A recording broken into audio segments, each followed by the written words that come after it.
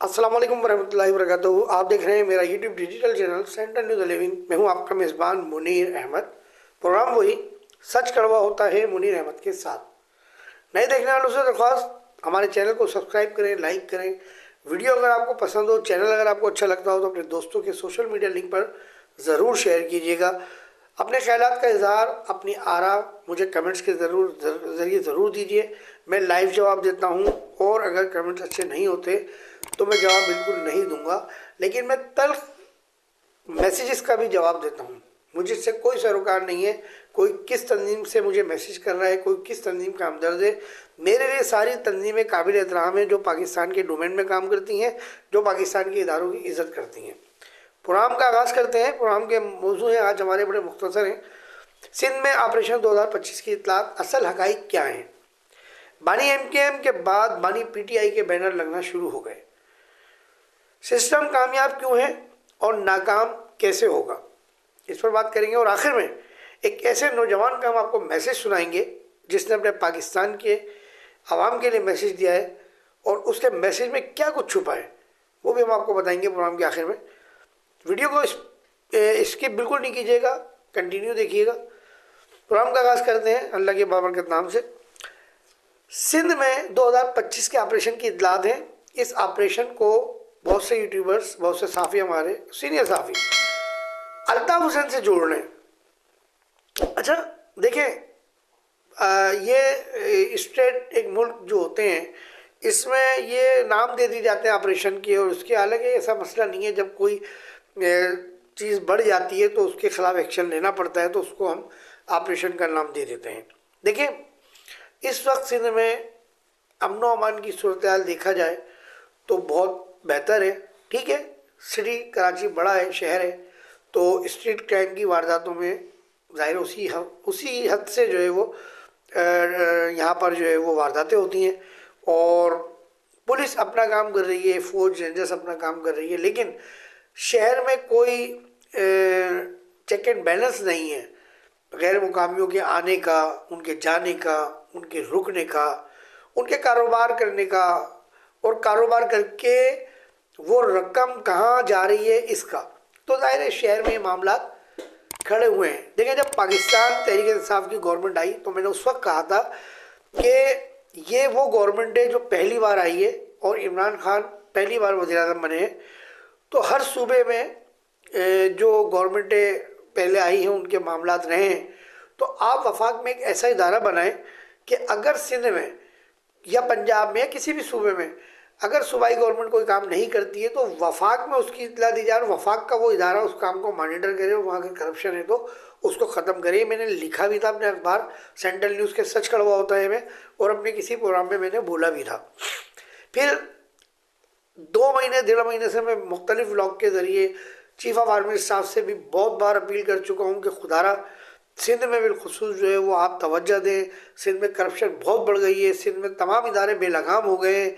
Anti corruption समेत कोई भी तहकीकाती इदारा हो करप्शन को रोकने का, वो सब जो है वो सोर्सेज की बुनियाद पर दबते चले जा रहे हैं। तो अब ये सुन रहे हैं कि ये इस पर आगाज़ कर दिया गया, अल्लाह करे ऐसा हो तो इसमें यकीनन जब सिंध में करप्शन के मामला ख़त्म होंगे तो कराची तरक्की करेगा, और जब कराची तरक्की करेगा, करप्शन ख़त्म होगी, तो पूरा पाकिस्तान इससे और ज़्यादा तरक्की करेगा जितना अभी कर रहा है।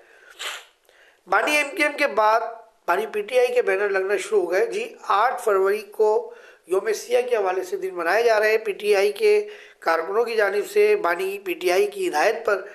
तो कराची के मुख्तलिफ इलाकों में बैनर लगे हैं इस हवाले से योम सिया के तौर पर इसको मनाने के लिए, इस दिन को यानी कि 8 फरवरी को। तो ये इतलात थी, मुझे देना मैं ज़रूरी समझता हूँ। बैनर की तस्वीरें भी मैं खींच सकता था लेकिन ज़रूरी नहीं है, वो हमारा काम नहीं। हमारा काम तज़किया और करना है, और इज़हार ख्याल करना है, वो हम करते हैं, कोशिश करते हैं। बहुत ज़रूरी किसी चीज़ का होता है तो हम कर देते हैं। अच्छा, आखिर में एक और मैं बानी MKM के हवाले से और यूट्यूबर्स के हवाले से गुफ्तगू करूँगा। चैनल स्किप नहीं कीजिएगा, बड़ी ज़बरदस्त आप हंसेंगे, अक्सर और बेशतर करता हूँ। अगला मौजूदा मेरा सिस्टम कामयाब क्यों है और नाकाम कैसे होगा। देखें, मैंने हफ्ते रोज़ा अखबार में अपने जो सेंट्रल न्यूज़ मेरा आता है उसमें मैंने सच कड़वा होता है लिखा था। ये सच कड़वा होता है आपको स्क्रीन के स्क्रॉल पे नज़र आ रहा होगा मेरे एडिटिंग सेक्शन में, अगर लाइब्रेरी में उनके पास हुआ तो ज़रूर इसको चला रहे होंगे। मैं बात अपनी कंटिन्यू जारी रखता हूँ। देखिए, ऐलान हुआ ट्रैफिक पुलिस की जानिब से कि भाई लाइसेंस के बगैर जो गाड़ियाँ होंगी उनके खिलाफ हम कार्रवाई करेंगे सॉरी, उनके खिलाफ हम कार्रवाई करेंगे और ड्राइवर हजरात को हम गिरफ्तार करेंगे, गाड़ी बंद करेंगे, रॉन्ग साइड आने वालों को इसको उसको। मैंने उस वक्त आईजीएसटी साहब से भी दरख्वास्त की थी, डीआईजी ट्रैफिक साहब से भी दरख्वास्त की थी। ये इतना बड़ा इशू नहीं है। असल इशू इस शहर में क्या है वो मैं आपको बताता हूँ। लाइसेंस तो ज़रूरी है, ये तो मैं इस बात से इनकार नहीं करता, लाइसेंस तो 100.10% ज़रूरी है। लेकिन मोटरसाइकिल सवारी क्यों? क्या आईजीएसटी साहब मुझे बता सकते हैं, डीआईजी ट्रैफिक मुझे बता सकते हैं कि शहर में हज़ारों चिंची रिक्शा चल रहे हैं, इनके कितने ड्राइवरों के पास लाइसेंस है? इनके कितने ड्राइवरों के पास रोड परमिट है? किस इदारे ने इनको रोड परमिट बना के दिए हैं जो ये अपने रिक्शों के पीछे लिखते हैं 11-2, 20, T2, पता नहीं क्या क्या? किस इदारे ने दिए इनको रोड परमिट? कौन सा ऐसा इदारा है जिसने ये रोड परमिट जारी किए हैं?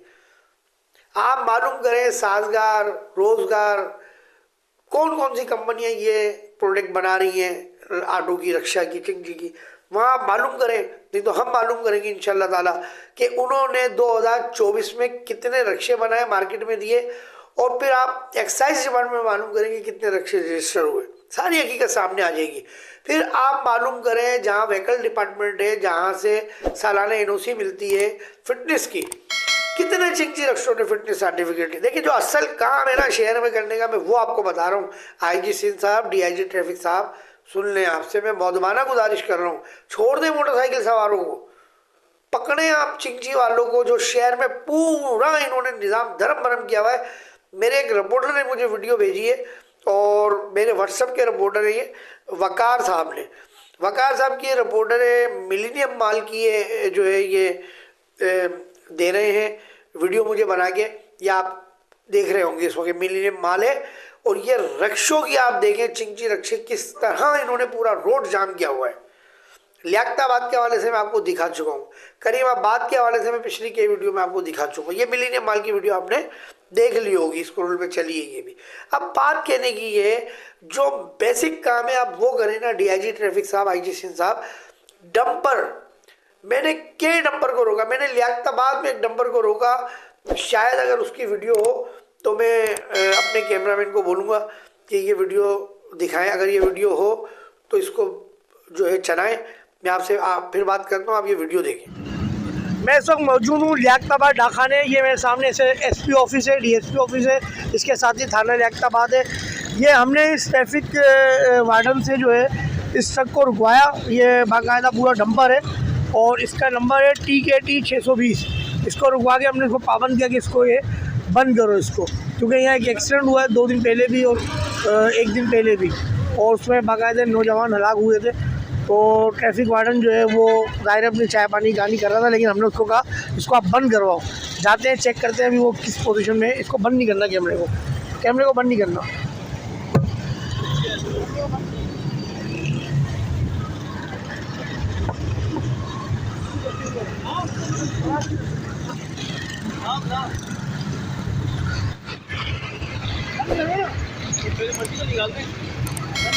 वीडियो बनाइए,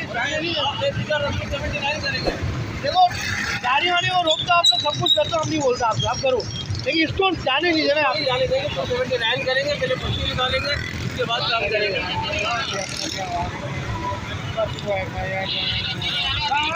आप अपना काम करो, पर्ची हो तो निकले ना। नहीं वो तो है, इसलिए अगर गाड़ी रहेगी भाग गया तो छोटा बच्चा तो फिर कौन करेगा। ये वीडियो आपने देख ली।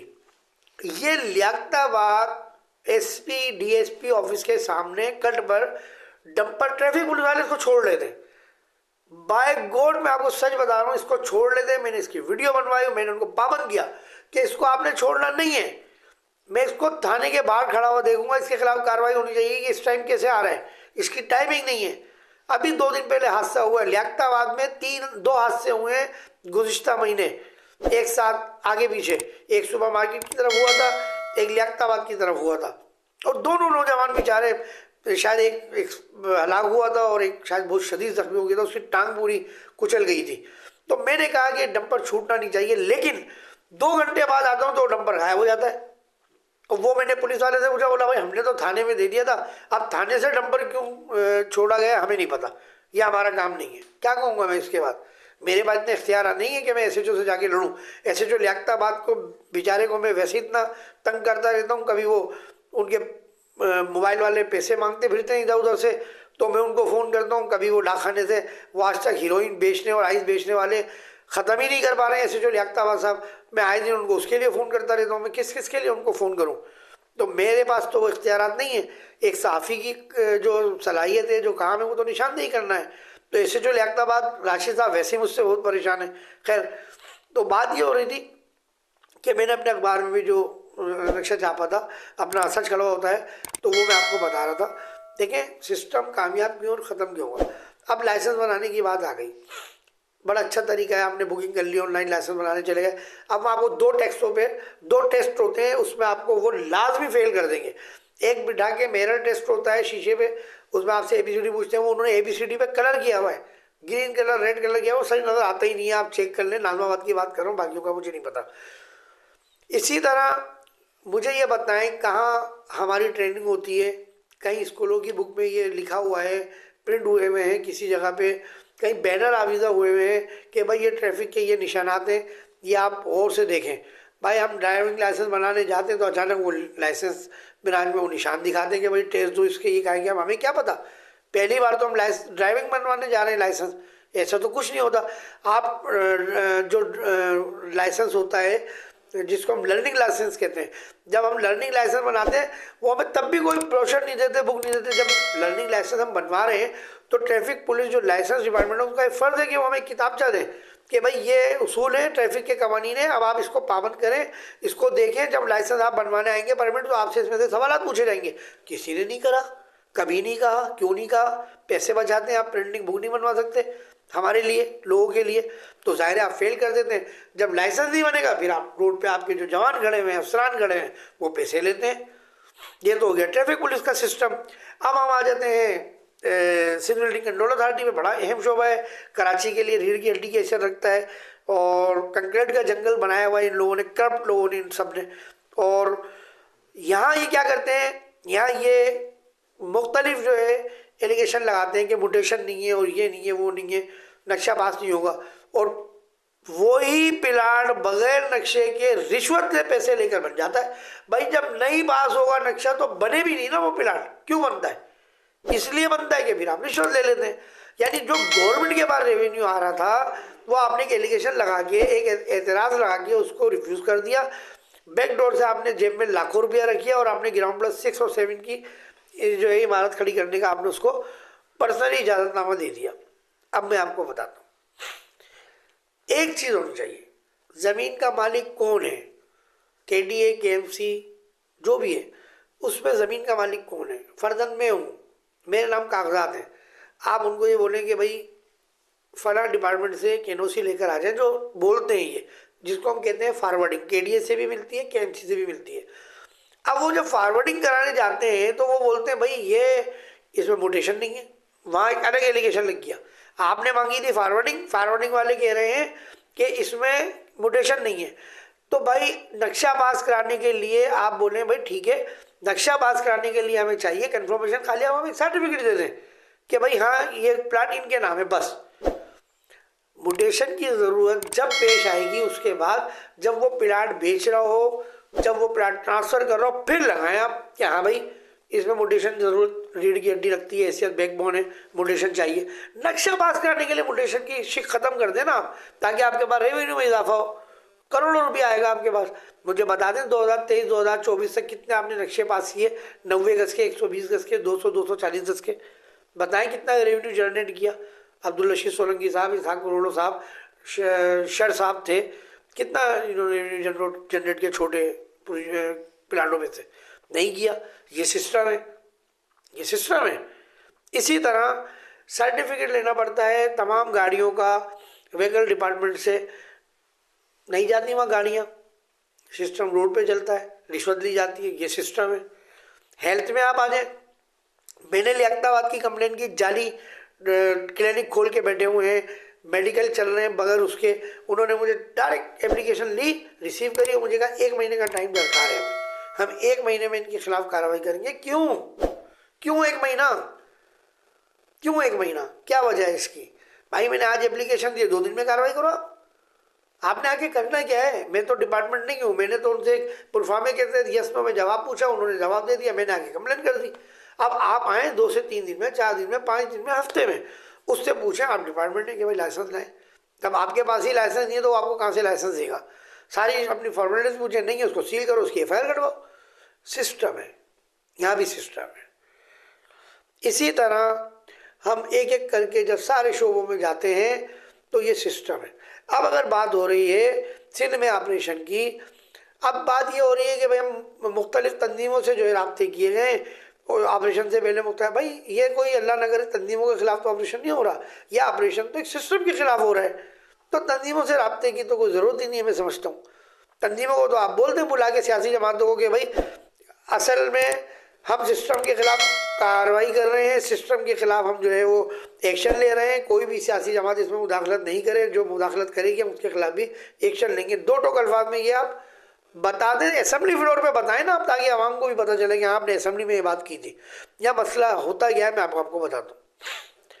मैंने एप्लीकेशन दी एंटी करप्शन में, बिलफर्ज बिल्डिंग कंट्रोल के एक अफसर के खिलाफ, फर्जी बता रहा हूँ। एंटी करप्शन से फ़ोन जाता है बिल्डिंग कंट्रोल के अफसर के पास कि सर आपकी एप्लीकेशन आई है, आप इसको ज़रा करें। अब वो सिंधी ज़बान में दोनों भाई माशाल्लाह गुफ्तगू कर लेते हैं, जाहिर है वो भी सिंधी है, ये भी सिंधी है हमारे भाई। अब होता क्या है, अगर एंटी करप्शन वाले ने ज़्यादा दबाव डाला तो वो अपने इलाके के MP MNA से फ़ोन करवाएगा। किससे फ़ोन करवाएगा? जो अफसर एंटी करप्शन का फ़ोन कर रहा है उसको फ़ोन करवाएगा वो अपने इलाके के MP MNA से कि बाबा हमारे इलाके का बच्चा है, ये हमारे इलाके में रहता है, वोटर है मेरा, क्यों परेशान कर रहा हूँ। ख़त्म, सिस्टम है ये, क्या करेंगे आप? अब इस सिस्टम में यहाँ मेरा दिमाग पे भी अटकी हुई है, उसमें मैं फिर बता रहा हूँ। अल्लाह करे ऐसा हो, मैं अपीलें भी कर चुका था चीफ ऑफ आर्मी स्टाफ से, जनरल हाफिज आसिम मुनीर साहब से, बहुत मैंने दरख्वास्तें की थी। मैंने कहा था ये कहते हैं कि फौज सियासत में मुदाखलत है, आप मना करते हैं, ISPR मना करता है। अरे आप हों इन्वॉल्व, आप बताएं लोगों को कि हाँ फौज इन्वॉल्व है, करप्शन के खिलाफ इन्वॉल्व है, अगर आप करप्शन करोगे तो फौज खड़ी है, आप हों इसमें इन्वॉल्व। और आप बनाएं ऐसा कोई निज़ाम फौज का कि सिंध बिलखुसूस सिंध और कराची से जो है हर इदारे से करप्शन ख़त्म हो। अल्लाह करे ऐसा हो रहा हो तो बहुत अच्छा है, नहीं अगर ऐसा नहीं हो रहा होगा ना तो ये सब कुछ बेकार है। मैं बता रहा हूँ आपको, आज तारीख़ है 8 फरवरी 2025 लग चुकी है, हफ्ते का दिन लग चुका है। ये नोट कर लें बात, अगर इस काम में फ़ौज की मुदाखलत नहीं होगी करप्शन और सिस्टम ख़त्म करने के लिए तो ये सब टोपी ड्रामा है। उसकी वजह ये है, बहुत माजरत के साथ पैसे लेने वाला भी सिंधी भाई, पैसे देने वाला भी सिंधी भाई, इन्वेस्टिगेशन करने वाला भी सिंधी भाई, जो करप्ट अफसर है वो भी सिंधी भाई। को कैसे होगा यहाँ पर? अगर होना होता तो बहुत साल पहले हो जाता। ये सिस्टम का खात्मा नहीं होगा जब तक फौज इन्वॉल्व नहीं होगी। इस सिस्टम को रोकने के लिए कोई ऑपरेशन कामयाब नहीं होगा, और अल्लाह करे इसमें फौज इन्वॉल्व हो सिस्टम को ख़त्म करने के लिए। ताजिर बहुत परेशान है, ताजिरों के काम नहीं होते, ताजिरों के काम नहीं होते। चीनी 140 रुपये किलो हो गई है, कोई आवाज़ नहीं उठा रहा। 140 रुपये चीनी हो गई है, कोई आवाज़ नहीं उठा रहा। पेट्रोल पे फिर 3-4 रुपये बढ़ गए, कोई आवाज़ नहीं उठा रहा। हमें तो लगा दिया है ना बस घर के खर्चों पे, तो आवाज़ कैसे उठाएंगे हम? सवाल ही नहीं पैदा होता। आखिर में एक नौजवान जो हमारा फ़ख्र है, इसका ये मैसेज सुने आप। और मैं आपको बताता चलूं कि किसी भी दुश्मन में इतनी ताकत नहीं कि वो इस पाक सरजमीन की तरफ मैली आंख से देख सके, क्योंकि हम इस वतन अजीज के दिफा के लिए हर वक्त तैयार खड़े हैं। पाकिस्तान जिंदाबाद, पाक फौज पाइंदा। का निडर, बहादुर, जांबाज, एक अजीम माँ का बेटा है, फर्जंद है, इस सरजमीन का फर्जंद है। क्या मैसेज दिया है इसने, क्या मैसेज दिया है? मैं आपको पैसे देता हूँ, सरहद पे ड्यूटी देंगे आप, आपको पता है सामने से गोली आएगी और यहाँ लगेगी, सीधा यहाँ लगेगी, दोगे, नौकरी करोगे? नहीं कर सकते। अजीम माएँ हैं वो जिन्होंने ऐसे सपूत पैदा किए, और अजीम सपूत है वो जो महज पर ऐसे मैसेज आपको दे रहे हैं कि आप दुश्मनों की बातों में ना आए, फौज को बदनाम नहीं करें, फौज के खिलाफ उंगली नहीं उठाएं, फौज पे उंगली नहीं उठाएं। ये मैसेज है इस जवान का कि हम जब तक जाग रहे हैं इस मुल्क में कोई आँच नहीं आएगी। क्लियरली बिल्कुल एक मैसेज है ये, समझें इस मैसेज को। कहाँ से मिल रहा है आपको ये मैसेज, कौन दे रहा है ये मैसेज, समझें, एहतियात करें। हमें अपने इदारों पर कभी जो है ना शक करना चाहिए और ना ही उंगली उठाना चाहिए। आखिरी मौजूद हम लेते हैं। अब यूट्यूबर्स ने एक नया जाल फैला दिया है भाई, सुन लें आप। जो डॉलर की कमाई खा रहे हैं ना अल्ताफ़ हुसैन की ब्रांड पर, अल्ताफ़ हुसैन साहब तो ब्रांड है ना, अजीम रहनुमा तो है वो, उसमें नो डाउट कोई बात नहीं है, लेकिन ब्रांड है वो, बिकते हैं वो आज भी उनका नाम बिक रहा है। तो हमारे बब्बर साहब हैं एक यूट्यूबर, और एक आफ्ताब मलिक साहब है। अब एक नई कहानी आ गई है, अब ट्विस्ट आ गया कहानी में, मैं हंसता हूँ। ट्विस्ट यह है भाई कि अब अफ्तार पार्टियाँ होंगी, MKM लंदन की अफ्तार पार्टियाँ होंगी भाई। भाई कौन सी अफ्तार पार्टियाँ, एक बैनर लगता है तो पूरे इलाके में गिरफ्तारी हो जाती हैं। यार तुम क्यों कौम के नौजवानों को उठाने में लगे रहते हो भाई? खुदा के वास्ते नहीं करो ऐसे यूट्यूब पे प्रोग्राम कि ये महाजिर कौम को उसकी भुगतनी पड़ रही है कहानियाँ। अभी इतने हैदराबाद में गिरफ्तारियाँ करवा दी तुम लोगों ने, शोर कर करके लोग वहाँ कारकुन जज्बात में आए, वफा परस, उन्होंने बैनर लगाए, उन्होंने रैली निकाली, एक हफ्ते में उन सबकी गिरफ्तारी हो गई बेचारों की। यार नहीं करो ऐसा, अल्लाह के वास्ते नहीं करो ऐसा। अल्ताफ़ हुसैन साहब भी कभी उन्होंने नहीं कहा कि कारकुन उनको वो लाइव कहते हैं, मैं उनको प्रोग्राम अक्सर सुनता हूँ, वो लाइव कहते हैं कि नहीं। अभी पिछले 1 या 1.5 महीने पहले PIB से एक साथी ने फ़ोन किया था, वफा परस ने, तो अल्ताफ़ हुसैन साहब ने कहा नहीं आप बिल्कुल ऐसा नहीं करें, आप बिल्कुल मंजर आम पर नहीं आए, अभी हालात ऐसे नहीं है, ये है बानी MKM की हिदायत। और आप यार अपने प्रोग्राम कर करके जो है ना, बस समझ में नहीं आ रहा मेरे, आप क्या चाहते हो भाई? आप छोड़ो यार, मैं क्या बोलूँ। मेरे भी अभी 2-3 मेरी यूट्यूब पे वीडियो अपलोड हुई है ना, देखो कितने व्यूज़ हैं। मेरे को परवाह नहीं है, मेरे को व्यूज़ नहीं चाहिए भाई कि मैं हर प्रोग्राम अल्ताफ़ हुसैन का करूँ। या तो आपने चैनल का नाम रख लो अल्ताफ़ हुसैन नामा। खैर अल्लाह इनको नेक हिदायत दे। प्रोग्राम का इख्तिताम करते हैं, अपना बहुत ख्याल रखिएगा, दुआ कीजिएगा पाकिस्तान ताकि हम सलामत रहे। पाकिस्तान के तमाम इदारे, फ़ौज, एयरफोर्स, रेंजर्स, पुलिस, नेवी, तमाम इदारों के जवान अफसरान को अल्लाह अपनी अमान में रखे, उनको अपनी आफियत में रखे। पाकिस्तान है तो हमें, वो जागते हैं तो हम सोते हैं। अब बहुत ख्याल रखिएगा। सेंट्रल डिजिटल चैनल से मुनीर अहमद को इजाज़त दीजिए। कैमरामैन अरज अब्बासी के साथ अस्सलाम वालेकुम रहमतुल्लाहि व बरकातुहू।